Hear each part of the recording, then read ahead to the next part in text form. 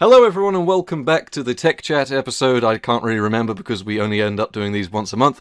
I'm joined today with actually quite a large cast of YouTubers, most of whom are my favourite creators at the moment. So we're joined today with Owen of Techwen. You've probably met him before. Owen, you can say your name. Yes, well done. Off to a good start. We've got Del Channel 21, also known as FullyBuffered. That's his new name. He's going by the name Boff today because we can't actually pronounce his real name. Thank you for joining us today. No problem. Thanks for having me. There we go. I think you've been with us before as well, haven't you? So most people remember you. Exactly. Quite a while ago now. And then we of course have someone new to the podcast, which is RMDTech, Robert, who I featured on my community tab before because I absolutely love your videos.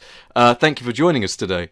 Yeah, thank you very much, and hello. There we go. So we've actually got to think of something to talk about and a way to keep this going. So first of all, we're going to start with the tech news, because that seems to be what we do, and then from there we end up on random topics, but eventually we're going to be getting to the hardships of being a YouTuber and all that jazz. I've put it down as the big topic, YouTubing and all that jazz, so that'll work. But anyway, first things first, I haven't really kept up with the tech news. I've only helped a guy in America build a PC. Ryzen 1600 AF. Anyone got any opinions? Stupidly cheap, but as are all things in America. Yeah, it's only cheap in America. Boff, you're in Germany, aren't you? I think Germany.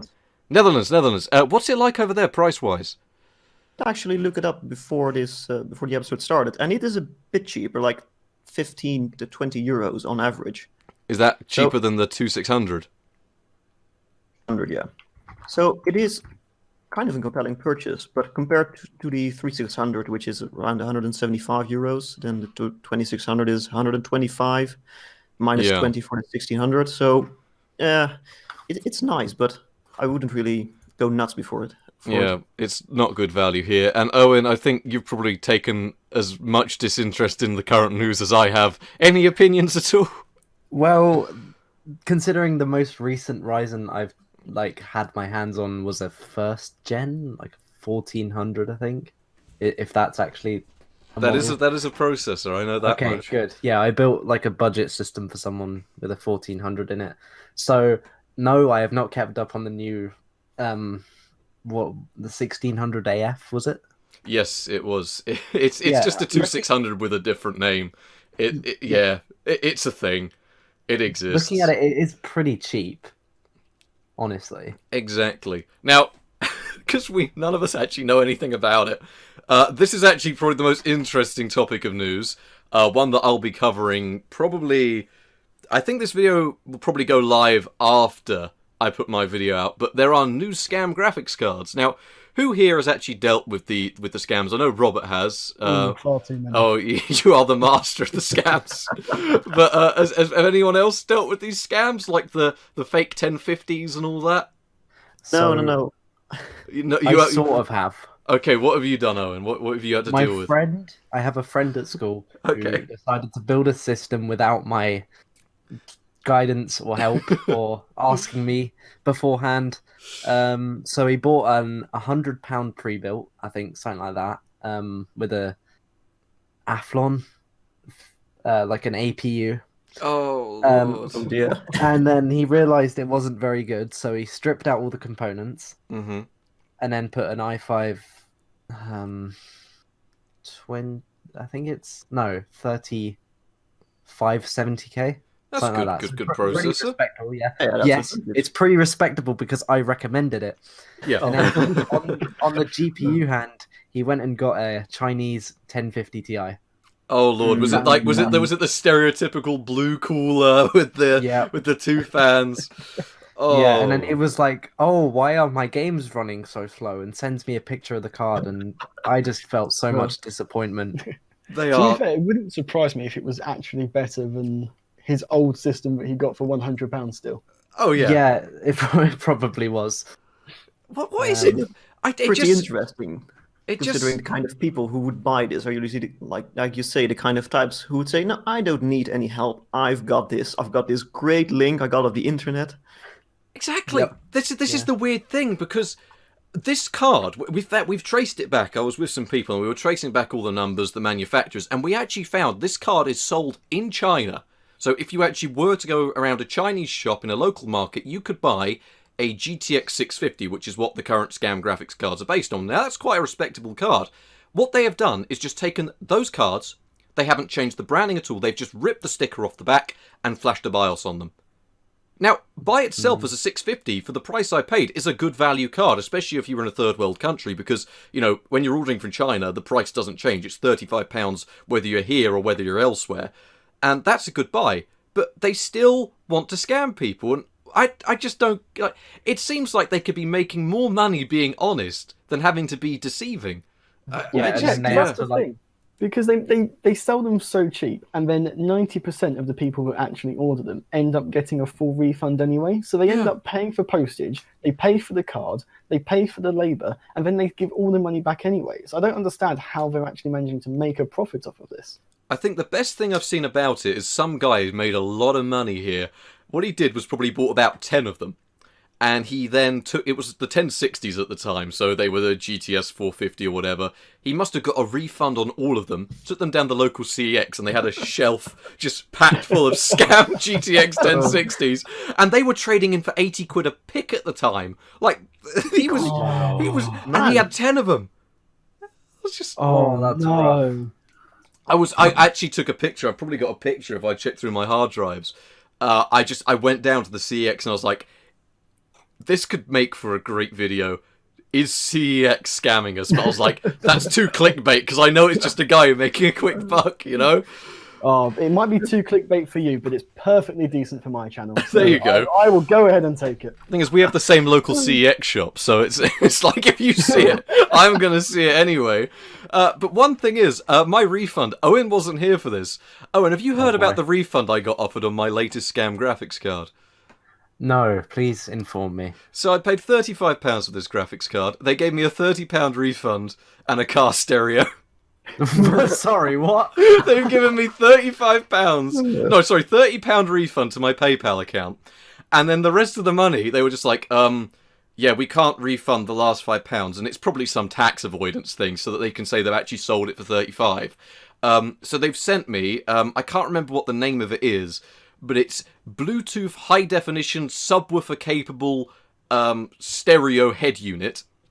And the best bit about it was, it has when they showed me the preview image, what they're sending me, it has every image possible. It's advertised as Jazz Equalizer. It's got the the Royal Mail logo in there twice.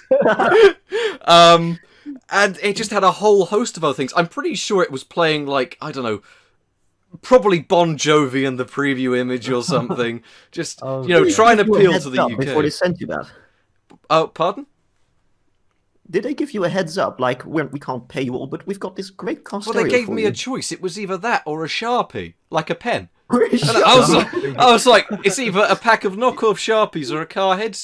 They said I could go through their tech section. It's ridiculous. So I've probably at some point, my mate's got a Seat IB for it. It's terrible. But he accidentally spilled a drink on his actually good head unit. So he's currently driving around with just this gaping hole there. So I'm like, right, what we'll do is we'll get this cheap stereo that they're going to send me, and we'll turn it into a review. And he actually has a subwoofer in his Seat IB for, I know how brilliant. So we're probably going to see if we can blow up the head unit by draining so much from the sub. Capable, so. Well, it's apparently, according to who's sending it to me. But I did look up their address. The address is the Shenzhen Technology Co., located in West Bromwich. The place in West Bromwich is not an industrial estate. No, they're located at a children's play park. Nice. That's what they all trade. Yes, scamming graphics cards. As a guy in a trench coat comes up to you, he's just like, yes, head unit for your car. All in all, though, Robert, you're going to SLI some. You are the most experienced person I know with these scam graphics cards. What got you into buying them? What interests you about them? Well, because they come in so many different shapes and sizes, but they're all exactly the same, which is it's the one way of summarizing it. There's 6 different varieties of them, but they're all just different refreshes of the exact same thing. And the amount of people that I just see, they go out, they buy them, and then they're like, oh, well, why doesn't it work? So I thought, right, let's just sit down, let's tackle this issue, we'll go through every single possible combination and see if we can actually find any valid use case for these graphics cards. Because Sure, to you and me, they are useless, other than for getting clicks and views. But outside of that, can anyone actually purchase them for a decent reason and actually get decent value for money? So far, the answer is no. That's where it's going to change with this video. I mean, I still need to mess about with BIOS flashing, which is what I'm going to do later. But currently, I paid the equivalent of £5 and got a free car stereo for this card. I was running the Master Chief Collection at 1080p with 40 to 70 FPS. I was playing CSGO with 180 FPS.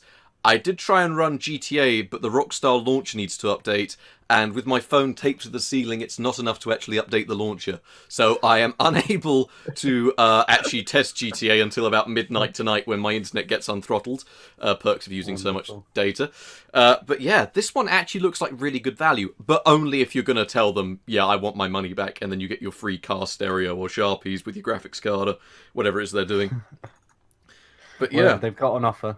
Right, exactly. You know, I actually went through their shop. I would open it up now and give you a little browse through, but I can't actually open Firefox without killing the call. So I really should not be the guy hosting this podcast. Either way, it's ridiculous, all of the junk they sell. But this is a legitimate GTX 650 graphics card that you can buy from like AliExpress as a 650. It just, when you buy it off eBay, they're selling it as an the correct term is RT2060 ray trace compatible graphics card, 2GB RAM. That was the title. Ah, yes, 2GB. 2GB. It doesn't even have 2GB of RAM. It's only got a gig as well. So that was a big one. Do you guys remember that if you bought the ones that had 4GB of RAM, then as soon as they went over the 1GB of usage, they would just crash? Yeah, instantaneously, they just die straight on. It was like almost like they didn't realize what they were doing when they were making the scam. Because like if you got the 1GB one, the scam worked. If you got the 4GB, it was like this is literally just and it was worthless. Yeah, no. Right, one question I was going to ask you about that card. Go on. Does it? Are you familiar with the boxes that the scan graphics cards usually come in? Last one I had was a fake 1050, which was like, you know, the standard 2-fan design. The ones, you know, the standard 1GB scam design. I've got the box behind me, actually. It has a Chinese symbol for, well, I put it through Google Translate, translates to 2060. At least that's what it comes up with. It came with I've still got the wrap in here. A double Molex to 6-pin, which is weird for a 1060. A white disc, which comes up with, I actually have it in my PC right now, so this is probably being recorded by the Chinese government as well, so I hope they're enjoying this podcast, which has a 1.46GB DVD. I can't read the title of it because it's all Chinese symbols, but contains drivers that are, I have no idea what they've done here. The Windows 10 drivers they've given me are actually older than the Windows 7 and 8 drivers they've given me. But all of the drivers are about 3 months out of date, 3-4 months out of date. I've given you real NVIDIA drivers. They are real NVIDIA drivers. I checked them all. I went on, this actually took me, with today's internet, 5.5 hours to download. I spent 5.5 hours downloading the exact version of these drivers to check them against each other, like the checksums. And it's the international release of the GeForce drivers, and they are just stock international drivers. Which on version the is disc. it? That's really interesting. 391.35 for Windows 8 and Windows 7, or 390.77 if you use Windows 10. Those are like, what, 2 years old now? They are, yeah, around that. They are a year and 4 months out of date. However, when I put the card into the auto detect, it is recognized as a 2060 by NVIDIA's tool. But because it's Kepler uses the original drivers anyway, so whether or not that makes any difference at all, I don't know. You know, it's just one of those things. I've noticed Owen's actually put his profile picture back as we've been having this call. Well done, Owen. You are no longer the Big H on Motors. Big shout out to our boy, the Big H on Motors. Our boy Boff, and of course Robert aren't going to know who the Big H on Motors is. We found his videos. Yeah, Owen will give you a link. We found a guy who doesn't get many views on YouTube who modified... His main video was where he modified an Astra van, and it was... I can't remember what he abbreviated it to. The Disaster. Disaster. Disaster Rat Van. So that's the most exciting news I actually have in the YouTube space regarding people on YouTube. Anyway, scams. Boff, have you actually dealt with any of them? I feel strange calling you Boff. But it works well. What was your question? Have you had any experience? Because I know Owen has and Robert has, but have you had any experience with them? No, I actually haven't. I do try to keep up with the news, and I've tried to stay far away from them. I don't blame you. They are honestly pretty terrible.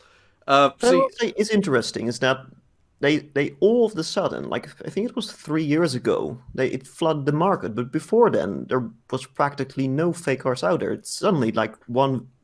Yeah, it was just one day, and then it was everywhere. It's fake graphics cards. I think Robert, you must have been one of the first people on it when it like exploded, because I saw your video. Your video was one of the first ones I saw. It was a very early video by you, and I remember commenting on it.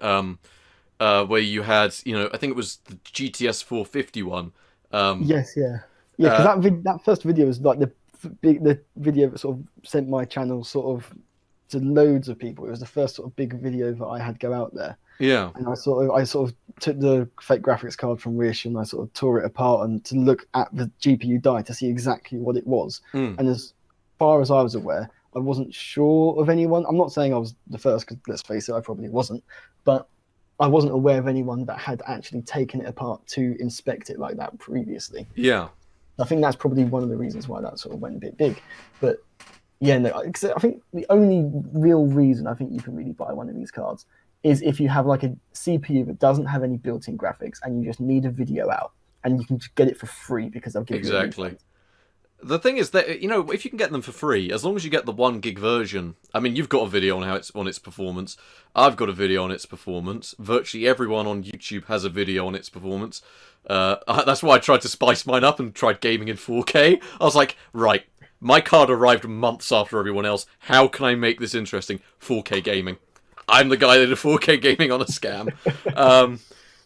But talking about that, this is actually a really good segue into our main topic about YouTubing and all that jazz. You were, from what I remember, the first person that did an all-Wish PC. Yeah, no, because I was really proud about it because I beat Linus Tech Tips to it, and that was the one thing I wanted to do. Because when I was planning that video and I was ordering all the parts, I had all the parts in order, and then I heard that Linus Tech Tips was planning to do a similar video. So at that point, it became a race of who can get the video out first. Yeah. And I think I got it by about a month. I beat Linus Tech Tips. You did, because I featured on my community tab. I watched it. I was like, the mad lad did it. He's only gone and done it. He's only gone and built a PC from Wish. So I ended up featuring it on my community tab. Yeah, thank you for that. Yeah, because that video went massive. I think the majority of my subscribers came from that video. It just, the views on it just shot. I was like, that was a great video. And I was like, I have to feature this, which is what I do. Annoyingly, because it was like the video that sort of brought in all those viewers and subscribers, it was only then that I was able to like increase my production quality, like get new microphones and a teleprompter and stuff. So everyone's commenting on that video saying, "Oh, your microphone sounds like shit. I'm not subscribing to this dickhead." And then as a result of that, afterwards, all of my videos will be fine. But because everyone's seen that one, they're like, "Yeah, not." Oh, I've been there. My 25p PC was my turning point video, and I go back to it now, and I was thinking, I was using a microphone from the Robbie Williams We Sing video game. And I'm like, and people watch this, and I'm watching myself, and my mate just put together this PC in a shoebox. It's my most popular video. It's what I'm known for. I'm like, a week after this, I learned how to edit properly. It's just one of those things. But yeah, like, it's always the timing. Yeah, I think that microphone style though really did. I think that's what made you unique. Is that it was just so terrible and everything was on a budget, but that's what made it. Sort of homey. Yeah, everyone related. If you guys ever watched the Yogscast in their early days, I did. Yes, I mean we're all around the same age here. But that's sort of, if I listen to it back now, it gives that sense of nostalgia. Like it wasn't supposed to be high quality. Yeah, exactly. It's I remember Sips. Sips is someone I actually still watch from time to time.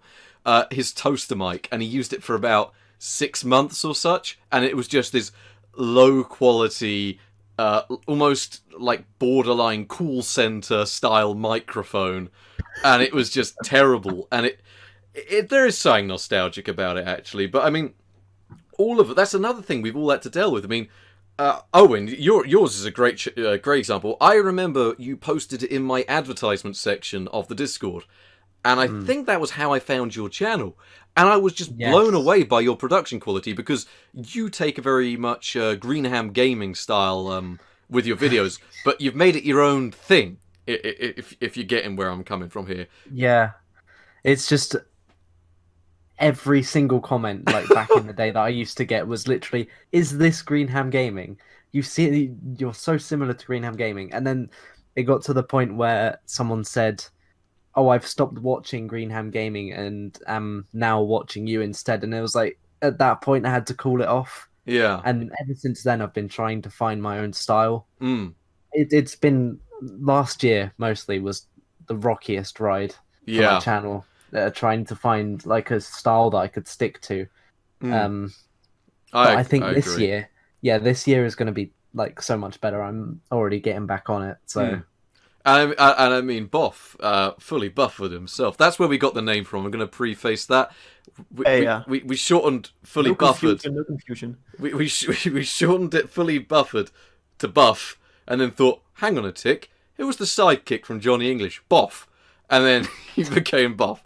But your production quality, whereas like Robert and Owen have got semi-established channels, you are very much new to the YouTube scene, and you are at that stage where every video is a huge production quality increase. I remember a huge increase in production quality for me when I was watching your videos was your you did a video on the little screens that came with games consoles. Joytech? I thought that was a brilliant video covering the history, and it was just, the step up in production quality was insane. Oh, thank you. Yeah.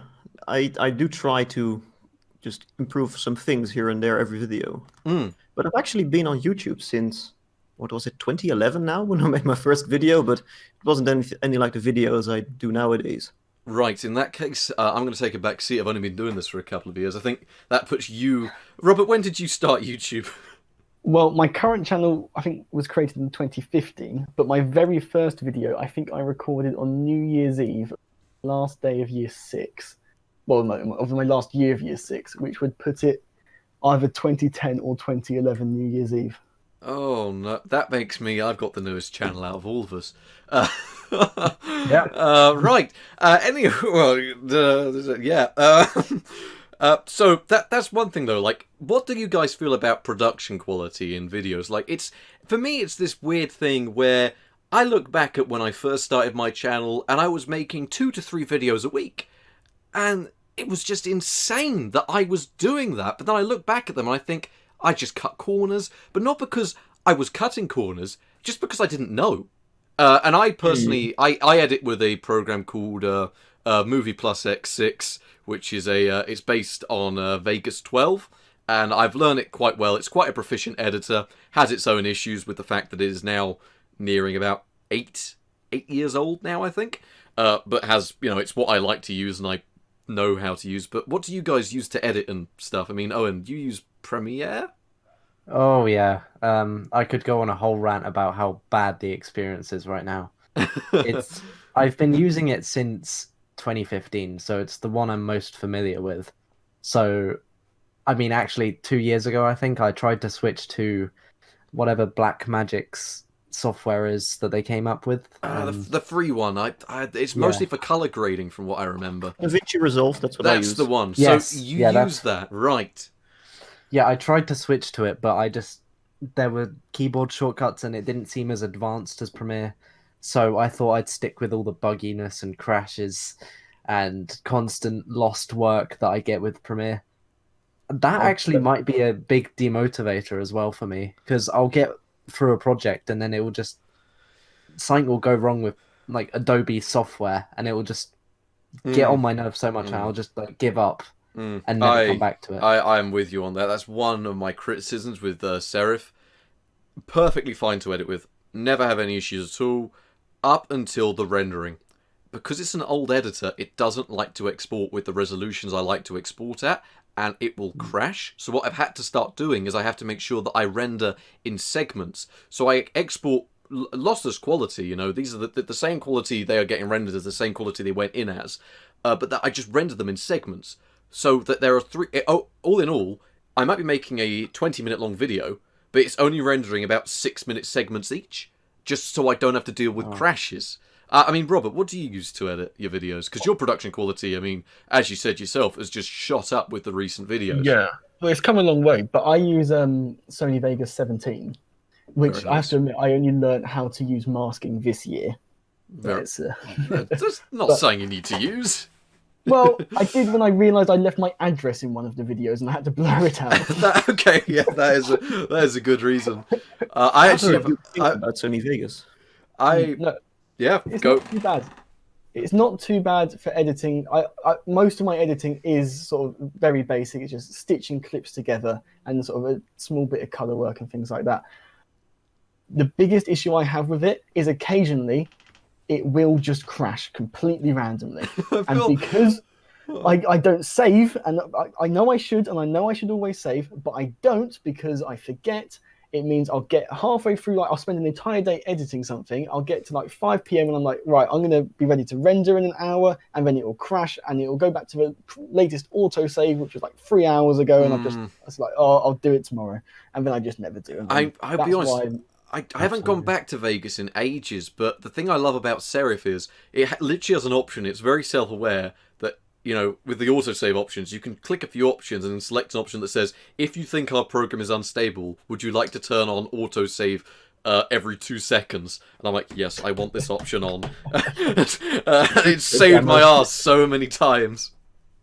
You know what? I'm pretty sure Sony Vegas has more regular autosave. Have I bothered to actually look into it and change it? Never. Yep, I'm with you on that. When I used Vegas for a bit, I had never turned on autosave, and then I would blame the program instead of myself, when really it was my laziness all along. It's a brutal cycle. So all of us use different editors, and all of us have the same issues. I feel like this sums up the Windows editing experience, because as I've said it to people, Windows, they're pretty much always going to crash at some point, but at least you have programs you can use. Linux, it might be a bit more stable, but there's probably about 2 editors that work. And Mac OS is great for editing, admittedly, but there are, once again, very few programs you can use, and you have to pay a lot to be able to get into that ecosystem anyway, which none of us can really be asked for. That's what I would like to say now. 2006 Mac Pros, the first Mac Pro that ever came out, they may seem tempting at their price, but do not buy one, because I made that mistake last year, and it was capped at macOS from 2015, something like that. And it's surprising how many applications on a 2015 operating system go out of date in the macOS world.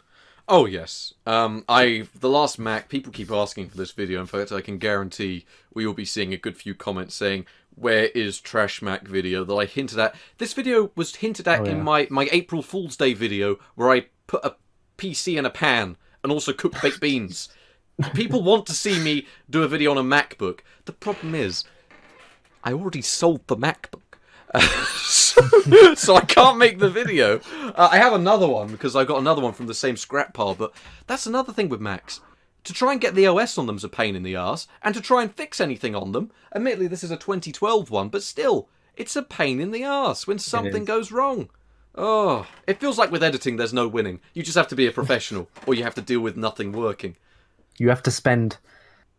How much is the new Mac Pro? The base model? $7 grand?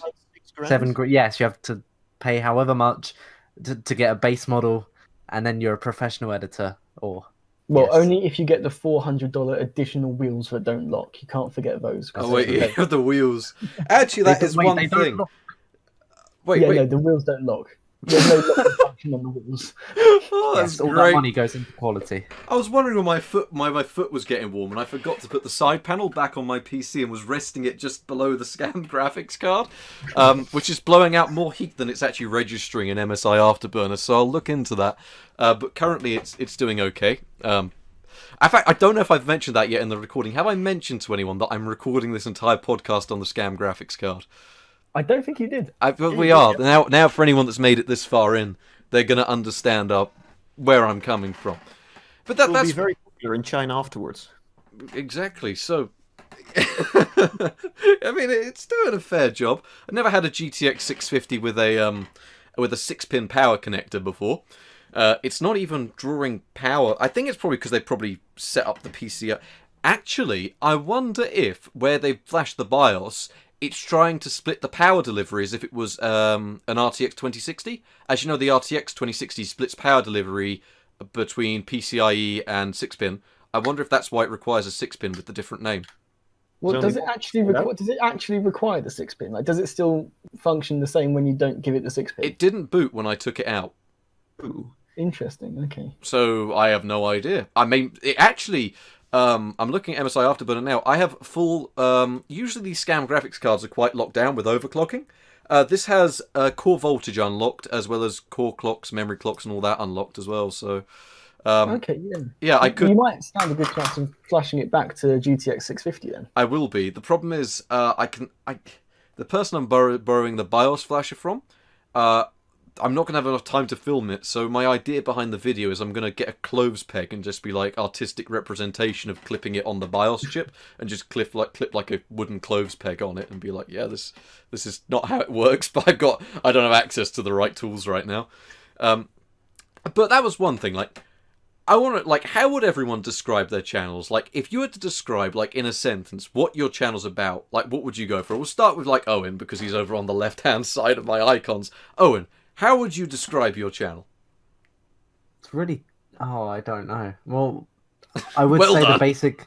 I would say the basic answer of just technology, but that's a bit bland. So I don't know. It's really a variety. You are sort think. of like a creative outlet, in a sense, but Yeah. focusing on technology. I mean, you love your Ford KA as well. That's another area that Yeah, we'll get into of course. later on. Because, I mean, I know I've been thinking about getting a car for the channel as well, but I'll touch more on how that fell through later. That's a fun story. No. Oh, yeah, I know. I can't believe my dodgy Volvo from somewhere on the other side of the country fell through. Well, Owen helped me with that. That's a really fun... In fact, I'll touch on it now.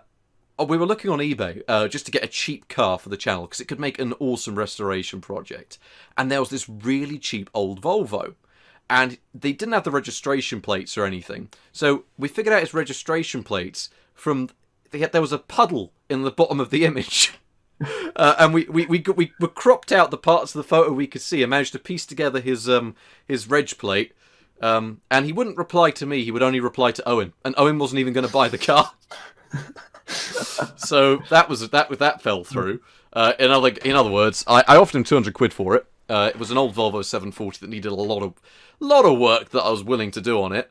It ended up going on auction for 400. But the thing is, as soon as the auction ended, he messaged me saying, "Oh, would you take it for 400?" Which leads me to believe that no one's actually going to pay him £400 for his broken old Volvo. So What a that's- surprise. yeah.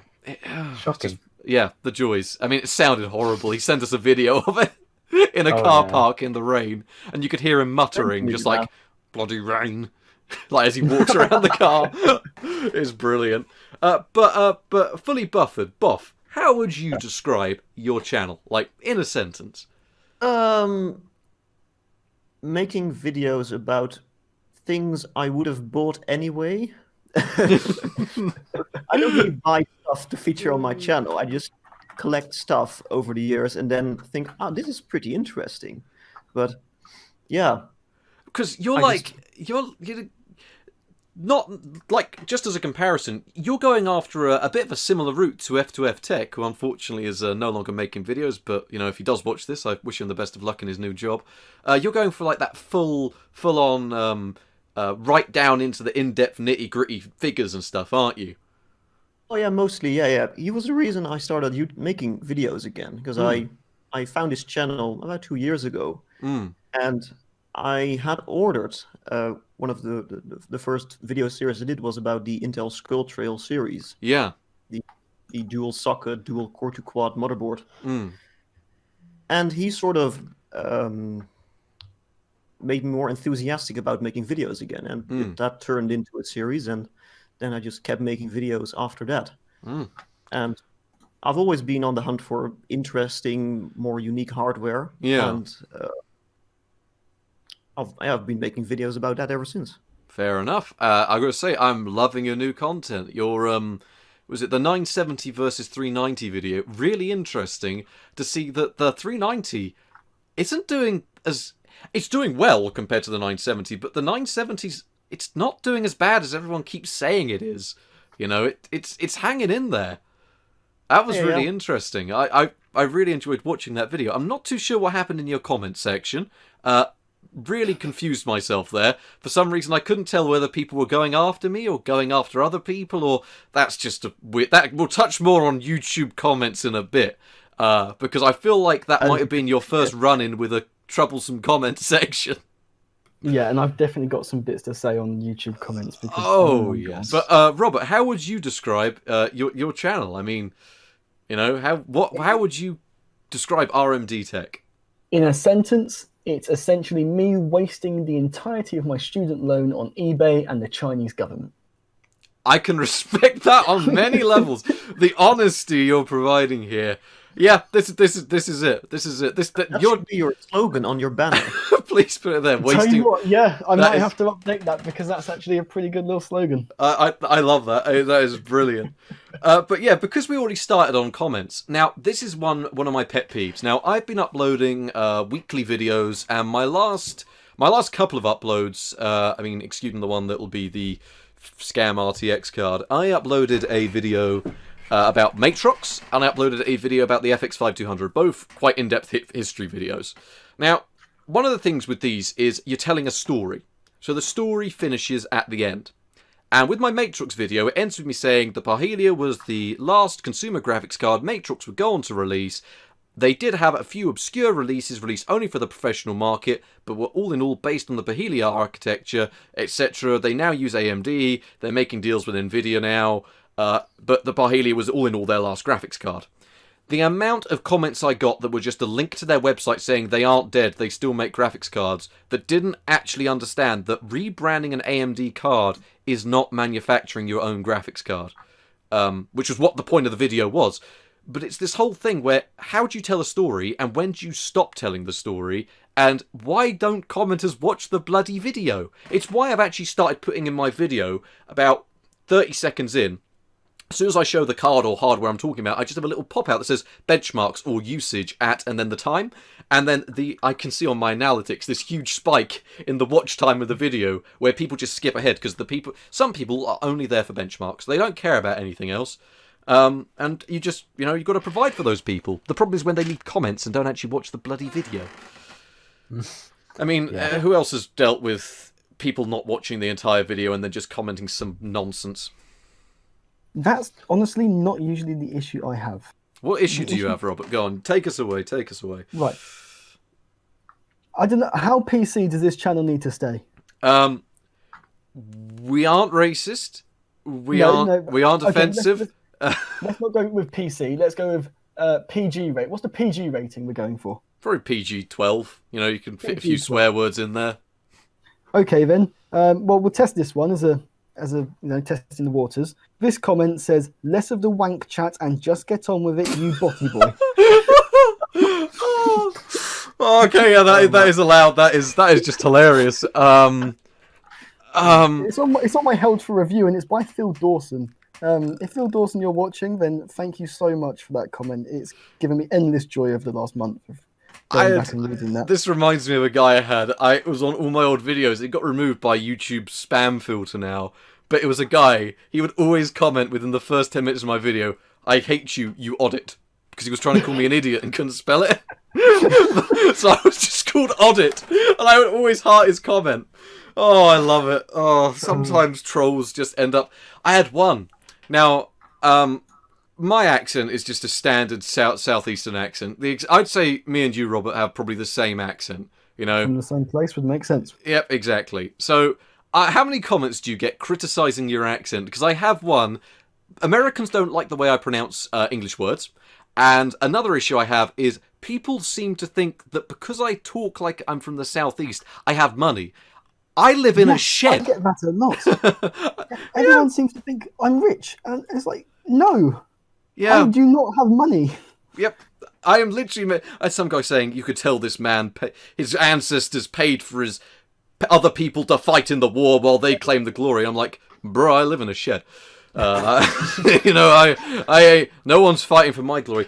Also, yeah, someone's just messaged me on Steam, so I'm going to close Steam because the last thing we need is someone trying to get me to play Halo with them on a scam graphics card. It was sort of using up my bandwidth, so I need that to hear people. Anyway, back to the conversation. Owen, any comments on your side that you've dealt with? Sort of. I mean, I tend to block them out. Yes, I don't blame you. In general, I don't actually get that many. Surprisingly for like the audience I'm reaching with some of my videos. I mean, I get a few who come along and they, as you said earlier, don't watch through the entire video and then just assume that I've said something and then have a big rant at me for it. Yeah. But as I say, I haven't really ever cared about the hate comments, and I can actually remember back in 2012 when I first started my channel, when I was making Minecraft Xbox 360 videos. Oh Lord. Yeah. I can remember making an entire video about like 13 minutes long dedicated to this one hate comment that I got and like celebrating it as if it was an achievement. I dare. There you go. Yeah, it's never really bothered me, honestly. And Del, Boff, Fully Buffered, whatever we're going with. You are probably the smallest channel out of all of us. Have you, other than this whole altercation that wasn't an altercation that we know isn't an altercation because we don't have any beef or drama, have you had any issues in your comment section? Don't really have a lot of issues. There's a few nasty comments here and there, but I'm not really that bothered about it. It's YouTube. About these sort of elaborate comments in other languages and where they expect you to sort of answer in their language. Well, I mean, you're watching an English video, but then they're answering, putting like really long comments in Russian and. You do attract a lot of Russian comments, I've noticed. And your videos are in very well spoken English. I mean, I commend your English; it's flawless. But you have a lot of Russian comments when I've just been watching your videos. And I'll just go down. It was like the Joytech video. I remember seeing a guy, his entire comment was in Russian. I don't know if it got caught by a spam filter in the end, but I put it through Translate. It was something like, I hated Joytech. It ruined my childhood. Like, and saying about like this comment if you hated Joytech in Russia. I don't know if that one made it through your spam filter at all, got deleted or anything like that. I did see something like that, but it just kind of amuses me. the Russian Joytech fans, they do not enjoy Joytech. Oh, it's just the comment section. I do respond to a lot of my comments. I mean, I think we all respond to our comments, don't we? Yeah. Oh, 100%. Yeah. Exactly. I feel like it's nice to, interact with the community, but you have to draw a line with the community and be like, you know what? At the end of the day, if you're going to be an arse, just don't. And I also feel like it's always good to, there's criticism and then there's constructive criticism. So it's like, you could comment something like, oh, da-da-da-da-da. Some of the best comments I get, actually, to flip things on its head is, my history videos, I've had people that work for these companies, agree with me and then explain more in depth what I've been trying to say. So my Matrix video, my first one I made was the G550, the card that killed them because it gave them such a bad reputation that the Parhelia was going to fail anyway.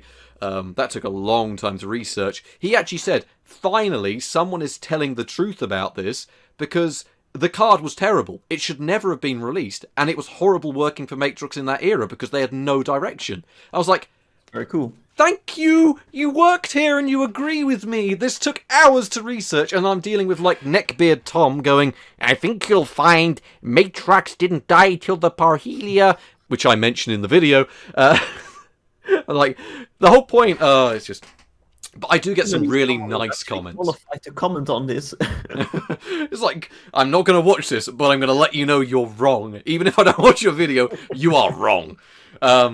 But yeah, it's just one of those weird things, and I don't get it.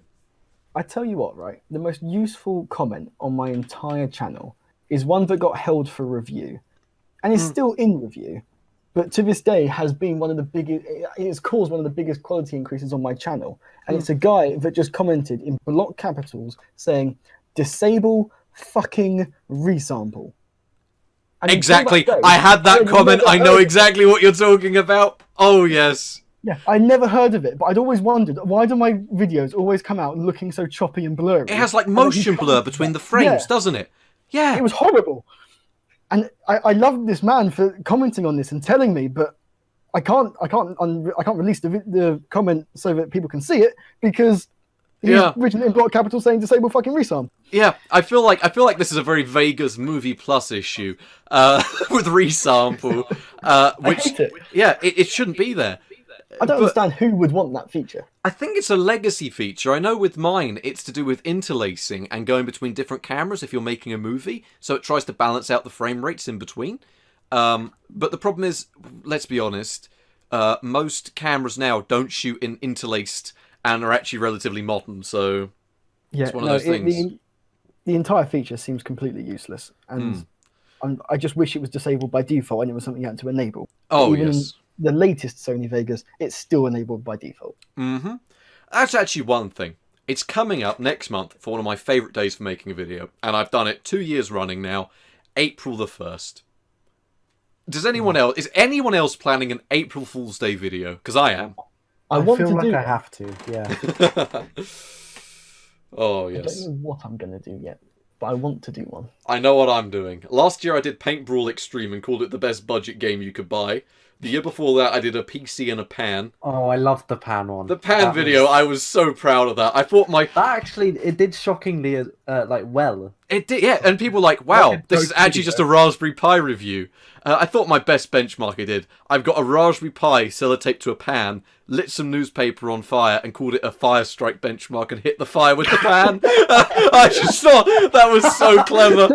Oh, I love that. Was, yeah. My parents were just like, are you allowed to be doing this on your channel? I'll be like, yeah, it'll be fine. People love this stuff. Oh, it was great. No, brilliant. I feel like April the 1st is like the one day where you can make a video on anything you want, and as long as it's a joke somewhere, you'll be fine. I mean, Boff, have you got... This is your first April Fool's, really. Are you gonna do something? Yeah, I'm thinking very hard about something right now, but I'm not sure I'm going to come up with anything. I will send you a scam graphics card, and you can call it review it as if it's the real thing. Just like, my RTX 2060 does not run any RTX games, which shows that the RTX 2060 is not the card you should buy. This is the thing is with your benchmarking and analytics you do. Frame time analysis about it. Yeah, that's one thing I love. One of my this is actually probably going to be our next big topic. Big videos. Now, we all do little videos that we know we're just making them because they're our little project and they're something we wanted to get on with. But then we have like a big video that we want to make. It's like the big project and you know you're going to have to spend ages on it.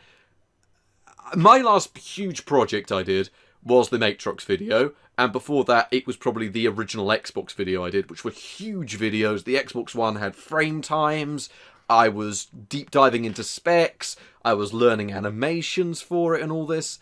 Do you guys have those big videos where you're just like, I really want this to do well? 100%, yeah. Yeah, I mean, for me, it's always...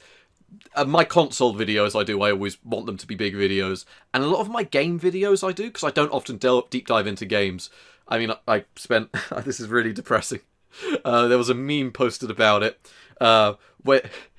when you finally finish your Matrix video, and it does better than your Sims Herbs video that you loved making and spent ages on. Because I made a video on the Sims Herbs, and it just flat out got no views. No one wanted to watch it. But I have to admit, I saw that in my sub box and thought, yeah, I'll watch that tomorrow, and then I still haven't watched it. If you actually watch it, it is one of my favourite videos I've made. It is an entire game based around befriending Will.i.am as a Sims game. I really did actually enjoy that video. Thank I will you. give it. I promise. I will give it a watch. It is the only game that lets you take photos of Will.i.am, put them up around your apartment, and then pretend you are the Black Eyed Peas. No other game has let me do this. I was like, this is so over the top, like I might actually enjoy this. That's exactly why I made the video, but I found out why it did so poorly. Someone else released a Let's Play, but they had like about 1 million subscribers, on the same day I released my history video. Ow. And it was like their video and my video released within an hour of each other. So anyone interested in the topic, why would they watch my little channel when they could watch this guy with 1 million subs? You know? Yeah, it's just one of those things. I think, you know, at the end of the day, you've got to enjoy what you're making. I've been loving making videos right now. I've really got a passion for making videos again. And that probably brings us on to a huge topic, burnout. Yeah. No, I've had massive issues with burnout. Like, Same. Since Christmas, I'd say, I've uploaded pretty much weekly.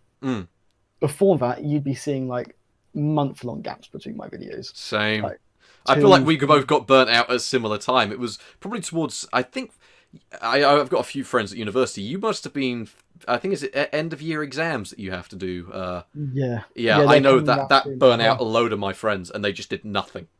Yeah, and then because I've got my exams coming up in May, and then in July I start a full-time job in London, and I've got to commute.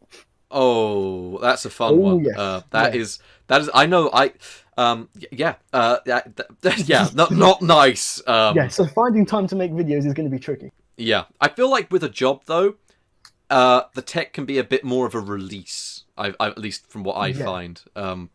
It's always nice. I know a guy. He used to make videos ages ago when I was probably about 13, 14. Now that he's actually left university and got a 9-to-5 job, he's back making videos again because he says once you got that 9-to-5 schedule, there is no homework. There is no research. There is no revision. There is just 9 to 5, done. Come home, make what you want, do what you want. You have your schedule in your life. I'm not fortunate enough to have a 9 to 5 in my life. I have a pretty sporadic work schedule. I work quite a lot.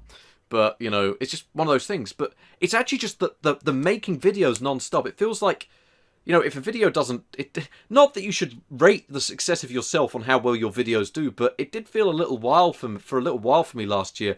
I could spend ages working on a video and people just wouldn't like it, or I wouldn't get views, or someone else could make something low, like a really clickbait version of something, because I won't stoop down to clickbait.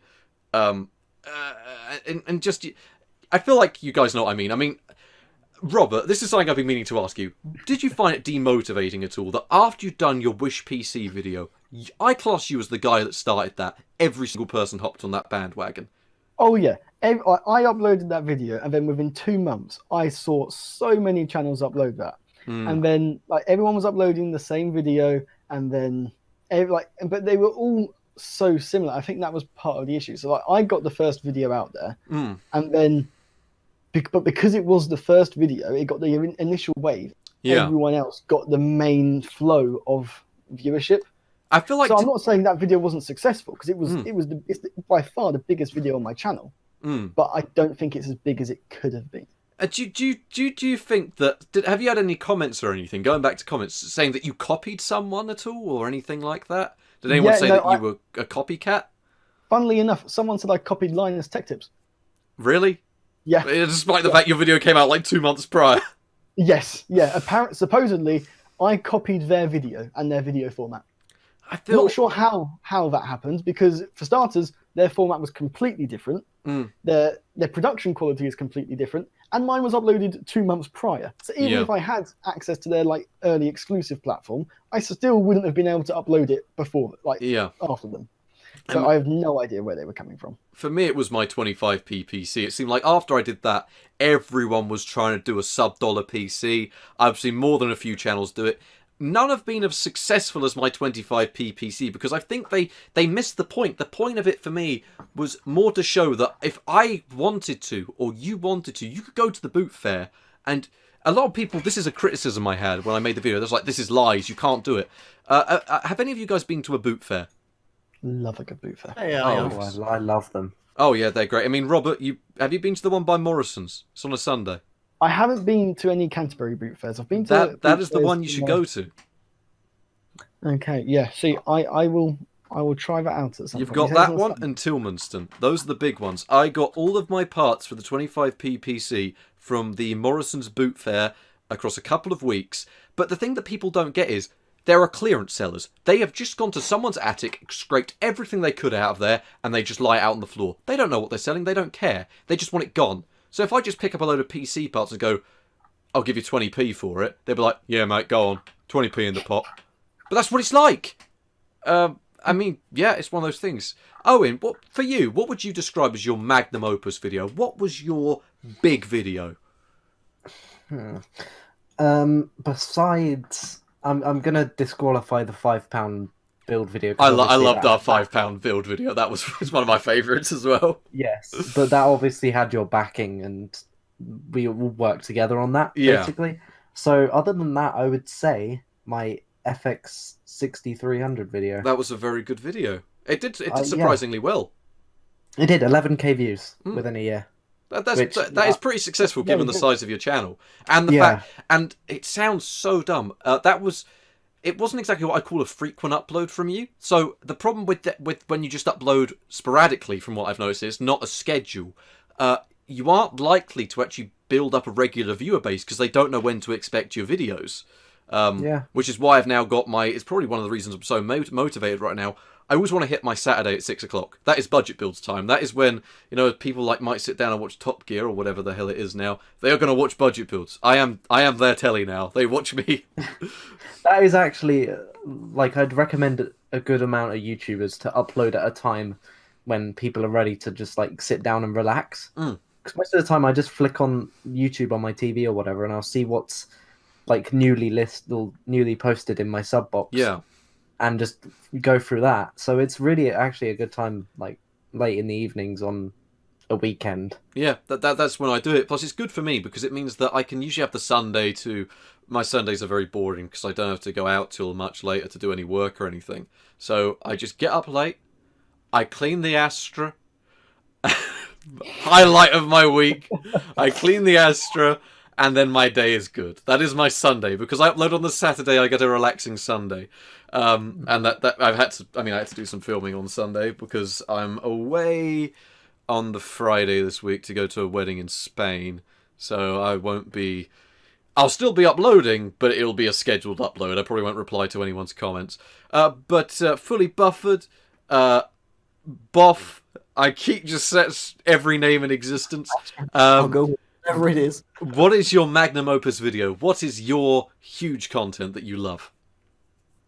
Well, sort of my first big video was where I did the more in-depth Skull Trail gaming, where I did 7 titles and I compared 4 configurations, like single CPU, dual CPU. That took a long time to benchmark. But I just really wanted to make that because it wasn't out there. Sort of, I was looking for videos about it, but there just weren't any. Well, no one had done it. I was amazed when I saw your coverage of that because I was like, no one's done this before. That's what I love about your channel. You're the guy that's doing what no one wants to do because it's tricky and doesn't work. Yeah, that's really what I try to do, is sort of slot in where nobody has done any content about it. Just I think the second one was the Joytech video. I love that video. I just thought it was brilliant. No one's covered Joytech for me, and it was just my childhood company. I agree with the Russian commenter from earlier. I hated it, but it was my childhood. Yeah, but that actually came about as pretty much an accident because I have had these displays for years now, and I've always really liked using them. But I never really knew anything about the company behind it, so I just started researching it, and then from one thing came the other, and finally I ended up going through a dozen or so financial reports. There you but go. It was actually turned out to be really interesting. I mean, it was brilliant, but what I think we should do, we've just approached the hour mark on the podcast. I really want to continue this, but I've got a feeling what we could all do with is a quick break, and then we'll reconvene in about 5 minutes, and we will go to the toilet, get a cup of tea, and reconvene in 5 minutes, because I know my throat could use a cup of tea. Don't know about anyone else's, but is everyone cool with that? We reconvene and Sounds like a plan. reconvene? Sounds Okay, good. Yeah. okay, we'll be back in 5 minutes. There we go, we've taken a quick break. Everyone's got a cup of tea or been to the toilet or got water. We were just discussing some large YouTubers that are our favourites, actually. We were touching on our boy Random Gaming in HD. We're all a huge fan, aren't we, lads? Of course we are. Yeah. Everybody loves our boy Steve. He's just a character, isn't he? He's brilliant. Either way, if he does watch this, probably isn't. But if you'd love to join us on the podcast sometime... You've got my Twitter. Please join us. Please reply to my Twitter DM as well. Wait, did you DM him? I did about a year ago. Oh no, he doesn't respond to those because you know Brian of Tech Yes City. Yes. Honestly, such a nice guy. Anytime I've spoken to him, to give you an idea of how nice Brian is, I was in his Discord and I was just talking, and he at me. He wasn't even talking to me. He at me saying, "Hey man, you all right? I haven't noticed you haven't uploaded in a while." I was like, that is a guy that cares, you know. He doesn't have to ask me that. He's got a huge channel, but he genuinely wanted to make sure I was all right. No, I've never spoken to the guy, but from what I can tell, he is absolutely lovely. He's a really nice guy, just an honest fella. He's very much what you see is what you get. Some people don't like him for his, I know he had a whole thing with heat pipes or something, but it wasn't a scientific test. He literally was just saying, what's going to happen if I cut them off? So what? It wasn't a scientific testing point. Either way, he's really We're nice. talking about Tech Yes City, right? Yes, Tech Yes City. Yes. Okay, yeah. I do love a good Australian YouTuber. As you know by my Greenham Gaming obsession. Yes. I feel like a lot of the good YouTube tech people are in Australia. They are. I found a channel recently called Dank Pods. Dank I Pod. don't know if I have. I've been watching so many. It's my recommended is just filled with eBay ruined my package, or they made a Lego iPod or Lego MP3. Yeah, I've been watching him for a couple of months now, and I have actually fallen in love with his channel. I need to watch it. Australian tech channels. I can't believe I just checked and I'm not even subscribed, but I have been genuinely keeping up with every video he has uploaded. This is I'm gonna type this out now. Dank Pods. And I'm going to put a little arrow next to it. Subscribe. This is, of course, if viewers want to subscribe, they can. This is more just a reminder for me, so I actually listen to it. Also, go and subscribe to the Big H on Motors. Huge fan of his content. Ratlook Astrovan, the Disastrat, and a poodle. Hip content where he modifies an Astrovan. And makes it look questionably better. Yes. Either way, it's up to you. Yeah, that's just a video. But yeah, TechYC, real nice guy. He messaged RG and HD apparently, and he never got a response back. He tweeted him a few times when RG and HD went to Australia, I think, and RG and HD never got back to him. But RG and HD has publicly said he's not looking to do collabs. He's not interested. He'd rather just make content by himself. Which I can kind of get. You know, it's his job. He's got to make content. I think he's just got a new house, I think he said in a video. So, you know, the man's got to make videos so he can live, you know. He's not in the same boat as us where we're all hobbyists, you know. So I get he's probably very busy. And he's not as established as Brian is. So I get that it must be pretty difficult. I think Owen's just having a coughing fit, so well done muting your microphone. Okay. He's all right. Yes. But personally, I was just trying to think, who are my favourite tech channels? And I got to say, mine is probably Greenham Gaming. I know he doesn't upload anymore, but honestly one of my favourites. And in terms of smaller tech channels, I mean, other than of you guys, of course, I don't really know. I haven't been keeping up with many. I feel like a lot of the tech channels now have moved, and they found a formula. It is just benchmarking. And yeah, if I'm interested in the topic, I'll probably go straight to Gamers Nexus or Hardware Unboxed. But I haven't got much of an incentive to watch a lot of channels anymore. I watch MVG, he's brilliant. I don't know if any of you guys watch MVG at all. I don't. It's not one I heard of, actually. Modern Vintage Gamer. He's covering retro hardware and stuff like that. But he was actually the guy that coded a lot of the emulators from the Xbox 360 era and prior. So he's not just some no-name nobody spouting nonsense. No, he was the guy that understands these things, and he's very interesting. He's got an Australian accent. Oh, he's Australian. They're all Australian. Right. Has anyone else got any big channels they like or favourite tech channels? Techmoan is up there. The Techmoan's brilliant, isn't he? DIY Perks. DIY Perks. He's probably DIY Perks is a great one. I feel like he's become his own genre because he doesn't do tech videos. He is just it's more DIY than it is tech, but it mixes the two so well you wouldn't realise. It's brilliant. I really like. He's not an in-depth specs guy. He's more of just a get it done guy, and I like that sometimes. Less about the numbers, more about getting it done. Successfully merge woodworking with old laptops. Yes, exactly that. Oh, I don't know. I feel like when I do get the time to watch channels, I'm not picky about what I watch, but it feels like you have a lot of choice over who you watch and what you watch. Anyone agree? I haven't Yes, found much time yeah. to watch YouTube recently. Like, Same. I've not least tech YouTube anyway. I've watched a reasonable amount, but just I haven't been able to watch much tech YouTube recently. My Which I think is giving me more ideas to make my own videos, actually, surprisingly. I agree. I feel like when you take a step back from watching tech channels, you're less influenced by them. So you start to branch out into... You incorporate channel ideas that aren't necessarily tech into your own. I mean, this is going to sound so dumb. I watched a guy review some glitch in Pokemon. I was. It's like, you know, when it's like 3 a.m. and you're sitting there on your phone because you can't get to bed and you click on a video on your recommended. I watched this guy's video. Next thing I know, I order a Pokemon game from China. Boom. Like, my 4th most popular video of all time is me ordering a cheap Chinese Pokemon cartridge. And it's just little influences like that. Like, I mixed what he was doing with what I did and took an in-depth technical look at things. And that's kind of what I really liked. I had a really good point I was going to make, so someone take away from me while I think about what I was actually going to say. Someone say something and I'll think. Okay, I can build on that a little bit. So there was because most of my video ideas come from I watch YouTube videos like that other creators make, and then I sort of think, okay, how can I do that but make it really janky and really cheap, so that people in the comment section shout at me. And Yes. most of the time, that involves me either going on Wish, AliExpress, or eBay. I feel like that is your channel's niche. You are the Wish guy. Yeah, well, I didn't want to become that, but it just kind of happened. I loved your. If you guys haven't watched it, Robert did a video where he ordered a hard drive and did hard drive data recovery on a Wish hard drive. Was it a Wish hard drive? It was a Wish hard drive. And he had Chinese Plants vs Zombies. That video, I had to cut so much out of that because there was so many files on that hard drive. It's not like I had to recover any of them because I just didn't delete them in the first place. Oh, the joys.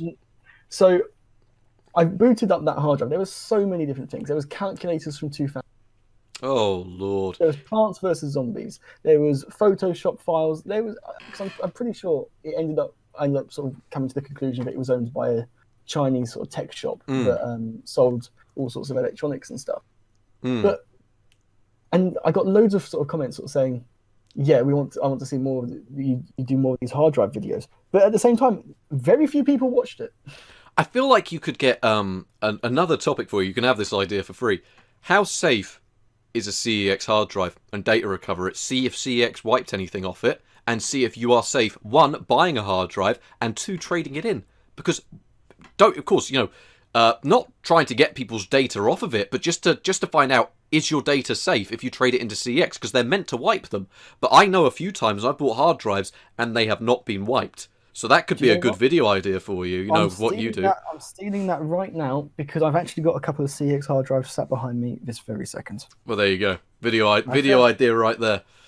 Thank you I feel very like much. CEX in general is really a hit and miss with whatever location you go to. It's all down to your local store. I mean, yeah, you take it away. Yeah, my local one is actually really on top of their game in terms of what they accept and what they don't, and going through the proper procedures. Because I remember I tried to trade in like this ATI Fire Pro graphics card, and I was aware I was only going to get like 20p for it, but I just wanted to get rid of it. Yeah. And they wouldn't accept it because it just wasn't in their system. Wow. Yeah, that is actually pretty good. I mean, my local place, the problem they have a lot of the time is they can't test processors because they only have a 775 test bench, and a lot of the time, this is going to sound so dumb, how many of you guys have ordered a basic graphics card and got an AGP version from CEX, which they can't test because they don't have AGP test benches? I don't actually order a lot of old graphics cards. I haven't in a while, but I've had a few AGP ones before, and my local CEX shop said we can't even take it back because we can't test it anywhere. Wow. So yeah, my local CEX. I mean, Robert can agree with this. They are. I'd say we're really lucky with ours. They are pretty It's a good CX. Yeah, they're pretty good at everything. The only thing was that GTX 1060 thing, which some guy probably lost his job over that, because that is not a good situation to be in. How's CX in the Netherlands though? Like, are they any good or? Do have them in the Netherlands, yes, but the deals aren't nearly as good as some of the things I see people get overseas. So, though, looking at it right now, actually, no, we do have them, but yeah, we've got a pretty good second-hand site for hardware, so prices aren't really that competitive. Right. I mean, the thing with CX here is you get the 2-year warranty. So if you have any issues in the 2 years, you just take it into your local store, because most places have a store now, and just be like, it doesn't work. And as long as you got your receipt, they'll return it for you. Yeah. No, I quite like visiting our local CX just to see what they've got in there, because quite often it gives me like inspiration for video ideas. Yep. I've bought a few things from there and turned them into videos. Yeah, have you seen the test bench? They're not using the same power supply anymore, but about this time last year, the really gold cheap, power janky supply. one. Yeah, it looked like it was made of solid gold, didn't it? Yeah, it was not. It was like an 8-bit one. It was awful. Yeah, that gave me inspiration, and there's a video I'm working on at the moment where every component in the PC is gold. I love it. So it's stupid, but I thought it would be funny, and I'm going ahead and done it. I think that is brilliant. I've got my gold power supply sat next to me right now. It's a 20-pin, not a 24-pin. What brand is it? Qubit? It hasn't got a brand on it. Oh, Lord. Yeah, there's no brand. Actually, no, I actually lied. No, there's a brand here. It's in the corner. It says Colors IT. I've never heard of them. Yeah, the gold ones I've seen before are all Q-Tech. Yeah, Q-Tech, that's the one. Yeah, no, this says Colors IT 400 watt switching power. Oh no! What's the is it power switch? Yeah, because it's got a 20-pin power and it's got no SATA power. It's all just Molex. What's it rated for on the 12-volt rail? How many amps on the 12 volts? 17. And that's claiming how many watts? 400 watts. 400 watts. And I'm going to try and run a Fermi card off of it. That can hardly provide 200 watts. I'm aware, and I'm going to run Fermi on it. So let's see how that goes. That's going to blow up, right? Right, the local university. I'm going to put them on bomb watch. Right. Anyway, see, this is what I love. Like, it's only with I'd say I know I've got a relatively large channel now, but I still class myself as a relatively small channel for the tech world, and this is what I love. Like, we can all get away with unique little videos like that because we the only people we've got to please is ourselves. Yeah, like if we upload a video and it flops, then it flops, and it doesn't really make a difference. No one's livelihood depends on it. Exactly. You know, I think I mean, that's probably a good area for us to touch on monetization. And I don't often talk about monetization at all. And I know I spoke with it about you briefly, Owen. Owen has the subscribers for it, but not the watch time, so he can't apply. I'd imagine Dell channel fully buffered boff. Nope. You can't get monetization because you meet the subscriber threshold now, but do you not meet watch? Still at 725. Oh, I thought you'd hit 1,000. No, but watch time is still way off. So every single person watching this video better go subscribe to you now because I swear you hit 1,000. Your channel's brilliant. Oh, I can't believe that is an injustice right there. Exactly if that. It makes you feel better. I've subscribed 3 of my channels. So there you go. 3. You got 3 subscribers. Thank you. But that is actually quite a good point because even though I sort of money is always nice, but I like being sort of a small channel. Just give you much more flexibility in expectations of people, and especially if it's a hobby, it's not really. I wouldn't be that comfortable with it if. Yeah. I'm not sure. Exactly. It's a weird situation to be in because, I mean, I qualified for monetization. I didn't originally. Originally, they rejected my channel when I'd hit the threshold, and I couldn't apply, and the Budget Builds account was locked in terms of getting it. But I managed to get it resolved and all that. But I've dealt with it all. I've dealt with no monetization. My videos are deemed controversial for monetization. I don't know whether it's because of my benchmarks showing gameplay involving guns. but it's deemed, just these weird little things. And I've dealt with half my channel being copyright claimed. When you get a larger channel, it does become a little bit stressful. But I will always add, money is not a motivator for me. However, it helps to go back into the channel. I cannot stress how much my patrons... The reason I have a decent microphone is all down to my patrons. They helped me get a decent microphone. My first payout, I bought a Panasonic GH2 my camera. And that was my first ever payout. I paid £150 from the local camera shop. And I didn't even realise this at the time. The lens sells for 250 quid by itself. He did me such a good deal on it, and I still use it on the channel today. It's a really good little lens. Just playing about with the lens. But, yeah, I just feel like monetization, no matter how small, can be a bit of a motivator to make videos, because it's always nice to get a little bit of money back so that you can afford to make another one. Because videos cost money to make, because anytime you're not working, you aren't making money, and anytime you spend money for the channel, well, you're not making it back by doing nothing. Yeah, I'm pretty sure my channel has made a loss over the years. Like, every single one of my videos is monetized, and obviously the YouTube rules say we're not really supposed to discuss how much you earn. But like, I'm pretty sure I've made a loss. It's probably quite close. But like, considering like I bought myself a camera because a lot of my videos is just on me as a sort of presenter rather than as sort of... I feel like that might be one reason I don't get monetized. I don't present my videos, and I feel like that lack of a human presence, probably the AI or whatever that does it, probably detects that I'm not a person, probably thinks that the video is not a person making the videos. That wouldn't surprise me. And my video, I've been compared to text-to-speech in some of my older ones, so they probably could explain why. Yeah, no, that wouldn't entirely surprise me if that was contributing. I mean, it's just, I don't know, it's just not my style to do that, but just one of those things. Honestly, I really hope Owen and FullyBuffered are fully able to get monetization, though, because it's nice to just have that little incentive, isn't it?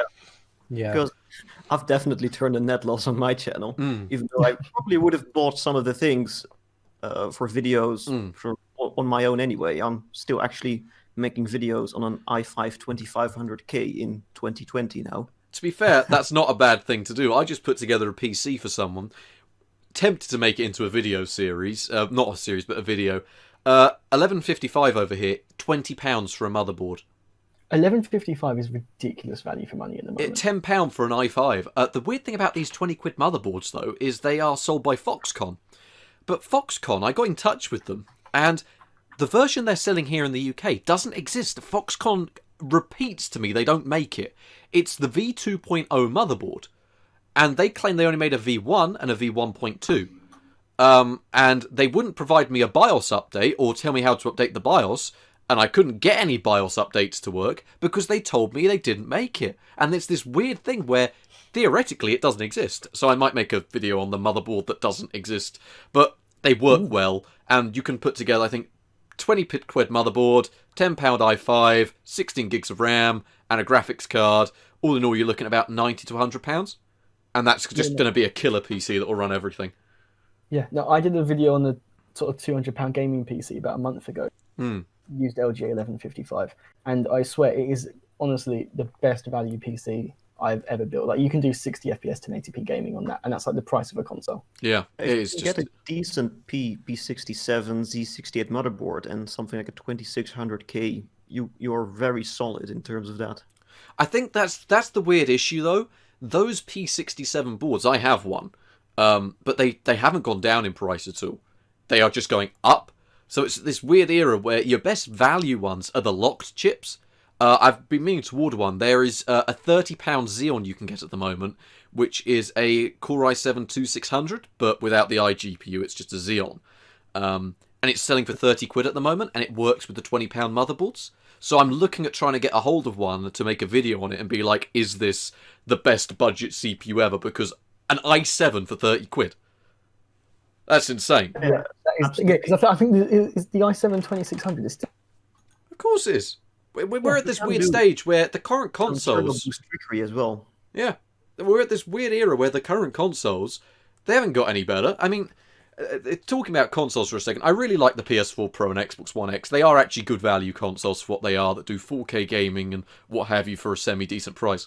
What we can't get away from is the consoles that we're also being limited by were the worst releases for money we've ever seen. The Xbox One and PS4 are underpowered, crap, little terrible things. And we are being limited by them. It's the same reason why people are like, oh, the FX is doing great. Well, no, it's not. It's just because we are being limited by 8 very similar cores to that are running at half the clock speed and have lower IPC. I don't like those consoles, but yeah. Well, I couldn't tell.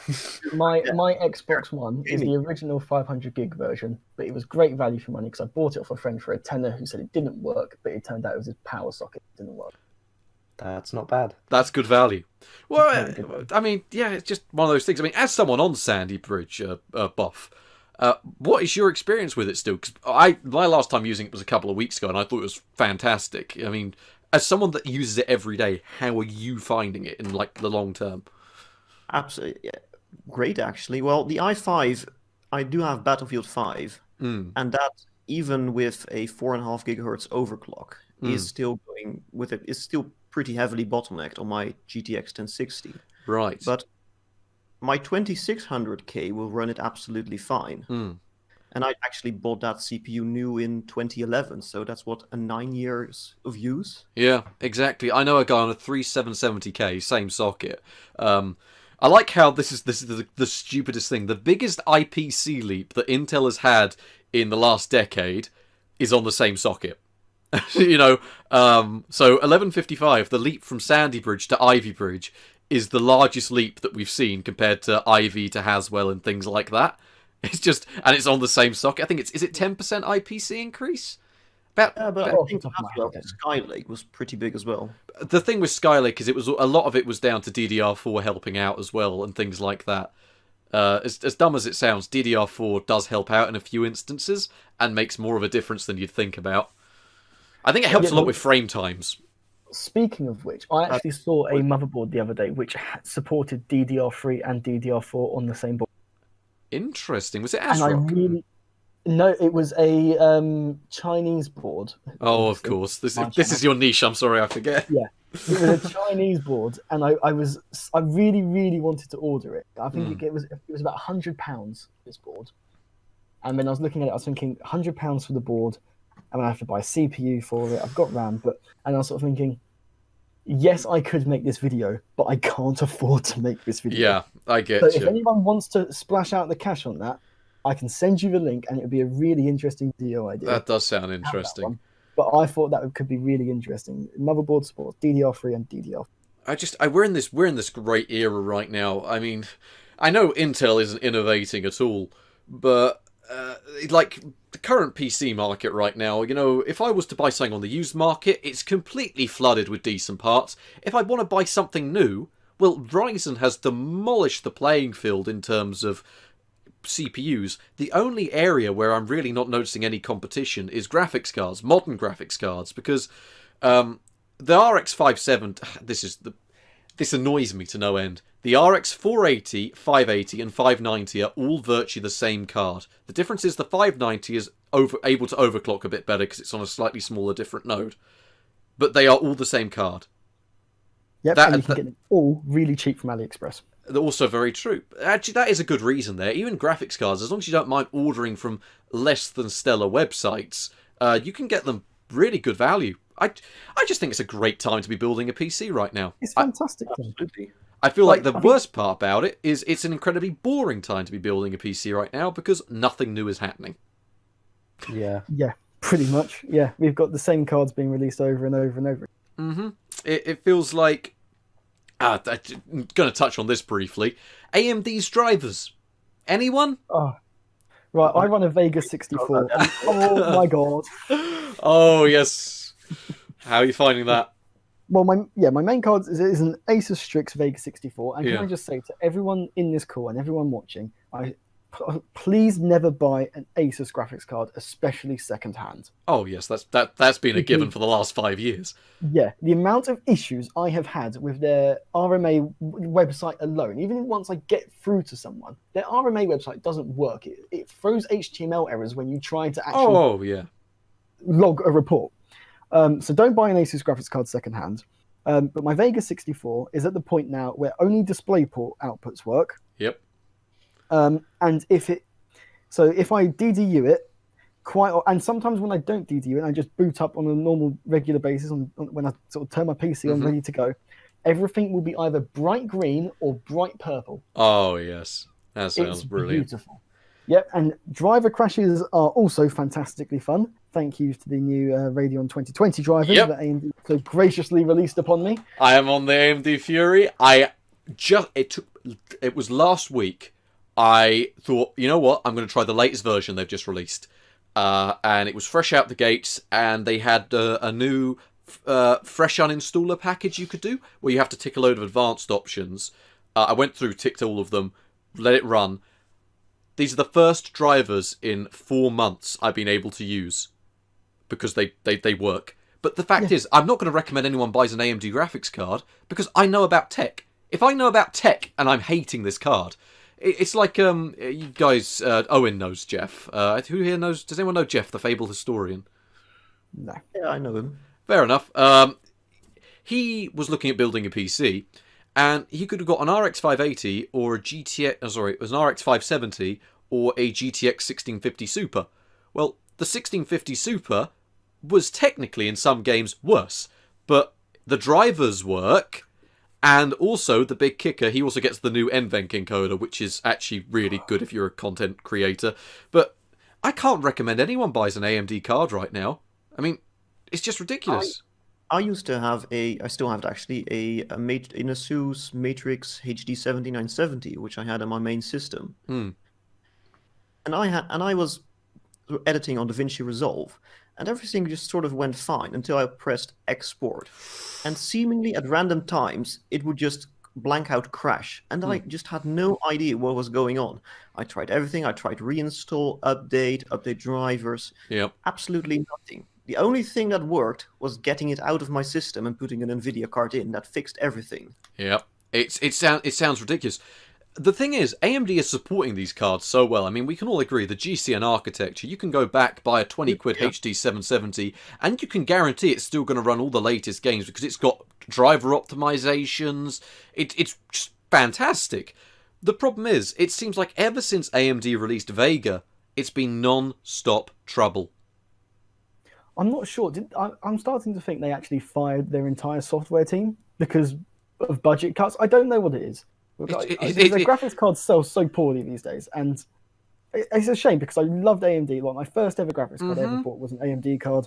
Most of my graphics cards have been AMD, and every time I've gone over to NVIDIA, I felt like I'm just sucking up to corporate greed because I don't like NVIDIA, and I have to admit that because, well, it's true.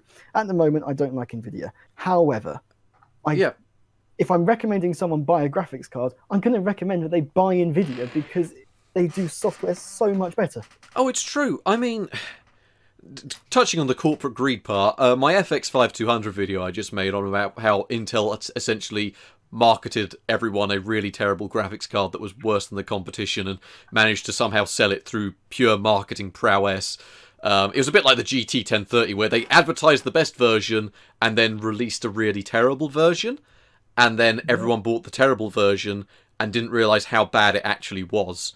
A bit like that. The problem is, when I was looking through an equivalent story, I could find that Matrox had done it a bit with their rebrands. I could find NVIDIA had done it a few more times. But what I couldn't find was a reliable story from ATI or AMD where they'd actually exploited the market. Yes, the RX 580 and stuff were shitty rebrands, but they weren't trying to fool anyone. They never told anyone it was something else. Yes, you got the weird 560D releases and all this over in China, but they are not marketed to us. They are for like esports, what they have, e-cafes and things like that. That's where those are meant to be marketed towards. And it does sound bad, but from an ethical standpoint, there were less mismarketing stories from ATI. The closest I could find was the low-end X series, where ATI was really on top. And this is proof that, you can't trust any company, because when AMD, or ATI in this case, was on top, they did try it. I think it was the X1050 was sold under the X name, but really it was so bad it shouldn't have. And if you look onto the back of a lot of old game cases, it will say runs on all ATI X series with a little asterisk, and then it'll have a little asterisk saying apart from X1050. And I think that was the one story I managed to find, and I'll be making a video on that at some point if people want to see it. But that's why it's like so important to have the competition that like AMD have brought to the CPU market at the moment. Because otherwise, no matter who it is in the lead, no matter how far ahead they are, they will. If you're ahead, you're gonna start to get greedy, and you're gonna start to try misinforming people. No company is your friend, and that's what I keep telling people about fanboyism. Buy what's best for you. Don't buy what's best for the company. And that's why my next card's probably going to be an RTX card, because I do not want to deal with AMD's bad drivers anymore. And I think if this had been November last year, I would have said, yeah, I'd look at a Navi card. But right now, I'm not buying Navi. Drivers don't work. It's just ridiculous. And I'm just not bothering with AMD right now. The CPU's brilliant. I love my Ryzen CPU. I shouldn't. My AMD Fury was the highest end card they made of that generation. Why am I the guy that's having troubles? It's dumb. I mean, Owen, what graphics card do you use? You use a 780. 780. So on Kepler. I mean, Kepler, I'm on Kepler right now, technically as well, because of my scam graphics. Actually, that's one point. Yes. The AMD drivers are so bad that this scam card is running better with the dodgy drivers that came on a disc from China than AMD's official release. So, good job, AMD. Your drivers are that bad. I have quite extensive sort of experience with even the more obscure configurations, like I did with the Ares video, with dual HD 5870. But even at that level, when you compare it to NVIDIA, it's just a night and day difference. Oh, yeah. When I did three-way GTX 570, it was just plug and play. There were absolutely zero issues. I was just amazed. How can you make it so good compared to what AMD is offering? I think I left a comment on your video saying I could not force myself to do that. I am through with Terascale Crossfire. I did one video on it, which was the 5970, and I did the 4870, and I did the 3. I did a lot of X2 cards. All in all, I'm pretty experienced with them. They're terrible because drivers don't work. Meanwhile, the NVIDIA cards. Touch it. Yeah, it's just that's the best example of how poorly AMD's cards of that era have aged. I feel like there's this weird era where if you see a HD before it, you can guarantee the drivers have not aged well. The X series drivers work fine. Even on Windows 10 they work fine. The old 7000, 8000 and 9000 final drivers, absolutely fine. Work brilliantly. The problem comes from these new Terascale cards and GCN cards. GCN not so much. You can roll back to more stable drivers, but with Terascale, it felt like a minefield trying to download something for this old graphics card that worked. I actually have two HD 6870 X2s. So that's 4 HD 6870s. So wish me good luck with that. Are you going to make a video on it?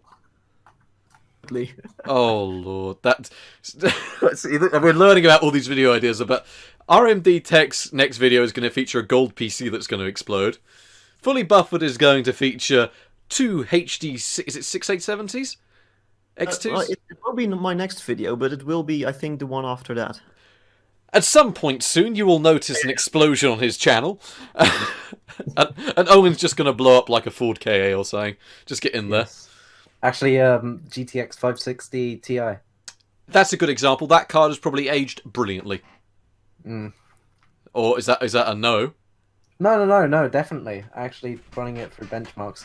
The video is actually... I've moved the date forward today, so although the viewers of this podcast right now will be however far ahead, the video is coming out tonight. So. Oh, right. Well, yeah. I will try and feature that on my community tab, because I'm really excited to see how that performs, and I can't get over how good it is to buy a GTX 4 off. Not so much the 400 series; they've got their own set of power leakage issues, but the 500 series, really good cards. I think Robert used was it a 580? It was, yeah. I get a 580 that I've sort of put as my ultimate £25 graphics card. For 25 quid. I mean, is there any competition there? It's brilliant.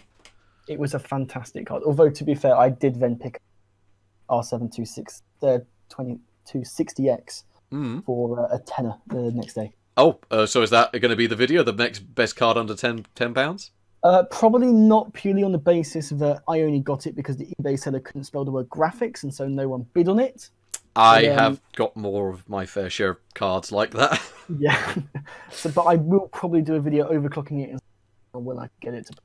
Honestly, video title for you. Meet the Xbox One's graphics card. That's the exact card that's in the Xbox One. Is it now? Yes. A lot of people think it's the HD 770.